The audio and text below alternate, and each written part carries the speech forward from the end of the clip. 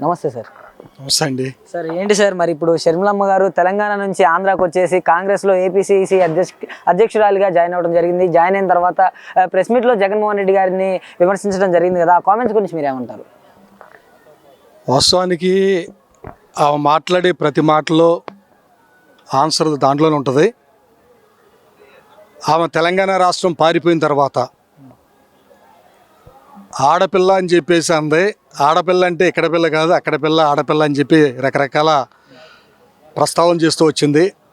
అక్కడ పిల్ల, అక్కడ ఆమె ఈ రోజున ఎక్కడికి వచ్చింది, అక్కడి నుంచి ఇక్కడికి, ఇక్కడి నుంచి అక్కడి నుంచి ఇక్కడికి, ఇక్కడి నుంచి అక్కడికి ఎందుకు వెళుతుందో వస్తుందో అన్నది మాకు తెలీదు. కనీసం ఆమెకన్నా అర్థమవుతుందో లేదో తెలుసుకోవాలి. షర్మిల వైఎస్ అన్న పేరు పెట్టుకోవటానికి కూడా అర్హురాలు కాదని గతంలో మాట్లాడాం. ఆమె షర్మిల శాస్త్రి.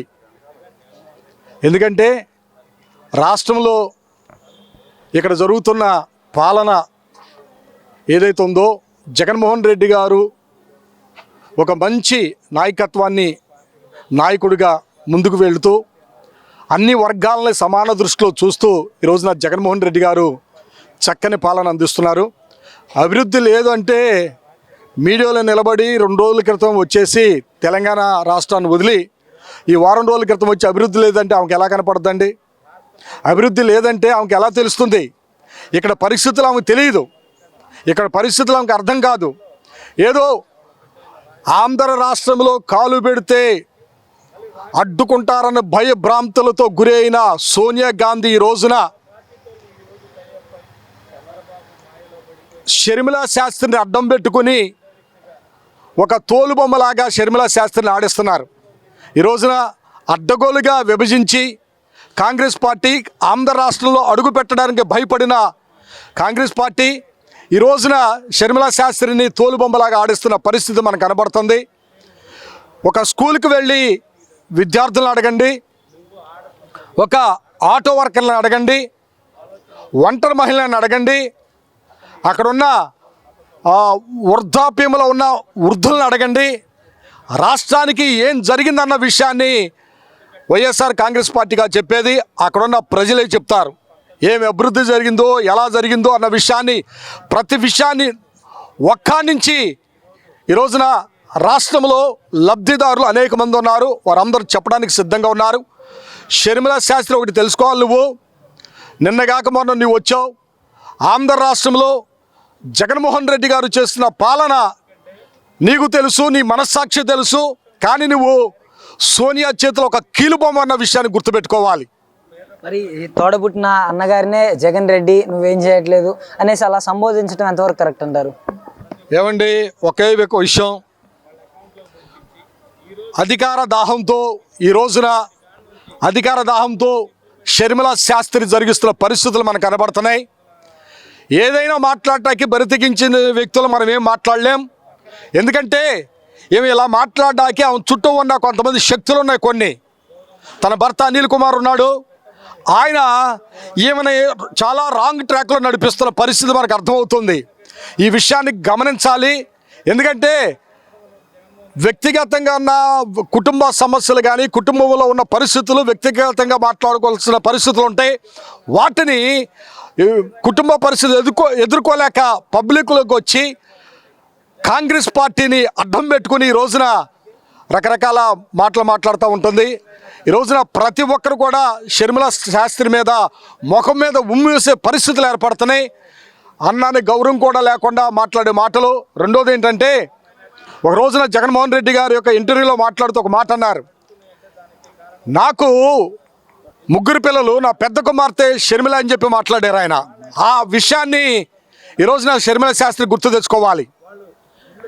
జగన్మోహన్ రెడ్డి గారు ఆంధ్ర రాష్ట్రంలో రాజశేఖర రెడ్డి గారికి ఉన్న పరువుని తీసేస్తున్నాడు, రాజకీయం చేయడం చేత కావట్లేదు జగన్ రెడ్డికి అనేసి షర్మిల గారు కామెంట్స్ చేయడం కూడా జరిగింది కదా.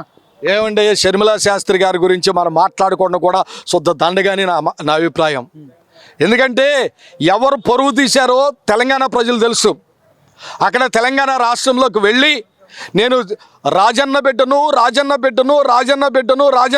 అని చెప్పి ఆ తెలంగాణ రాష్ట్రంలో ఉన్న అనేక మంది నాయకులు వెనకాలేసి తిరిగి రాజన్న పరువును తీసింది షర్మిలా శాస్త్రి ఈ రోజున మరలా ఆంధ్ర రాష్ట్రానికి వచ్చింది. ఎవరు పరువు తీస్తున్నారో ఆంధ్ర రాష్ట్ర ప్రజలకు బాగా తెలుసు. ఈ రోజున రాజశేఖర రెడ్డి గారు చేసిన ఆ పాలన ఏదైతే ఉందో దానికి బేసిక్గా అద్భుతంగా అంతకంతలుగా ఈ రోజున జగన్మోహన్ రెడ్డి గారు చేస్తున్నారని ప్రతి పేదవాడు ఈ రోజున బయటకు వచ్చి మాట్లాడుతున్న పరిస్థితులు మనకు కనబడుతున్నాయి. సార్, మరి ఎన్నికల సమయం దగ్గరకు వచ్చేసింది. మరి షర్మిలమ్మ ఒక పక్కన ఉంటే కుటుంబ సభ్యులు కూడా వ్యతిరేకత అయిపోయారు జగన్మోహన్ రెడ్డి గారికి. సో తోడబుట్టిన చెల్లి గారే వ్యతిరేకత అయిపోయారు. మరి మిగతా పార్టీలన్నీ కుంభక్కయ్యాయి. మరి ఇప్పుడు చంద్రబాబు నాయుడు గారు షర్మిలమ్మగా కాంగ్రెస్లో PCC అధ్యక్షురాలుగా పదవి స్వీకరించిన కాడ నుంచి ఇంతవరకు ఒక విమర్శ కూడా చేయలేదు చంద్రబాబు కానివ్వండి, పవన్ కళ్యాణ్ కానివ్వండి. దీని గురించి మీరు ఏం చెప్తారు? ఒకే ఒక విషయం గుర్తుపెట్టుకోవాలండి, జగన్మోహన్ రెడ్డి గారు కుటుంబ పాలన చేయడానికి లేదు. ఇక్కడ మిగిలిన పార్టీలన్నీ ఎలా ఉన్నాయంటే కుటుంబ పాలన చేయడానికి వారి నాయకులు వారు మాత్రమే అధికారంలో రావాలని చెప్పి చూసుకునేవారు. కొడుకులు కానీ, కోడళ్ళు కానీ, అల్లులు కానీ, బామర్తులు కానీ వారందరూ కూడా అధికారంలో రావాలని చూసుకున్నారు. కానీ జగన్మోహన్ రెడ్డి గారు ఏంటంటే ప్రజాపాలన, ప్రజలు సంక్షేమం కోరుకుంటున్న గొప్ప మనసున్న వ్యక్తి అయినా ఈ రోజున పవన్ కళ్యాణ్ కానీ చంద్రబాబు నాయుడు కానీ మాట్లాడబడే కారణం ఏమిటంటే ఈ మూడు ఒకటేనండి. చంద్రబాబు నాయుడు కానీ, పవన్ కళ్యాణ్ కానీ, కాంగ్రెస్ కానీ మూడు ఒకటే. ఒక లోపాయకారంగా తెలంగాణ రాష్ట్రంలో జరిగిన పరిస్థితులు మనకు కనబడుతున్నాయి.